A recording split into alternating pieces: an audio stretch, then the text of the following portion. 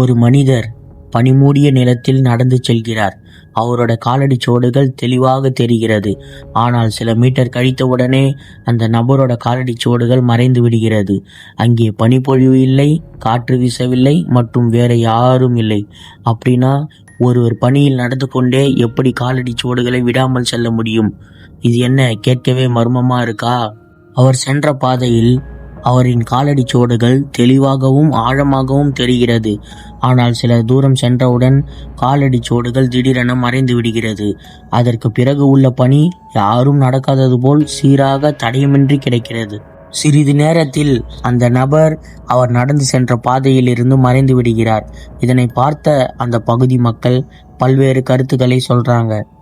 அவரை ஏதோ ஒன்று மேலே இருந்து இழுத்து சென்று விட்டது என்று. ஒருவேளை அவர் மரத்தில் ஏறிவிட்டாரா, இல்லை டெலிபோர்ட் ஆகிவிட்டாரா, அல்லது பனியில் ஏதாவது ரகசியம் இருக்கிறதா என்று அனைவரும் குழப்பத்தில் இருந்தனர். மற்றும் அங்கே கேள்வி என்னன்னா, அந்த நபர் பனியில் நடந்து கொண்டே எப்படி பின்னால் காலடி சோடுகளை விடாமல் போனார்? இந்த கேள்விக்கான பதில் தெரிய கமெண்ட்ல ஸ்னோன்னு டைப் பண்ணுங்க.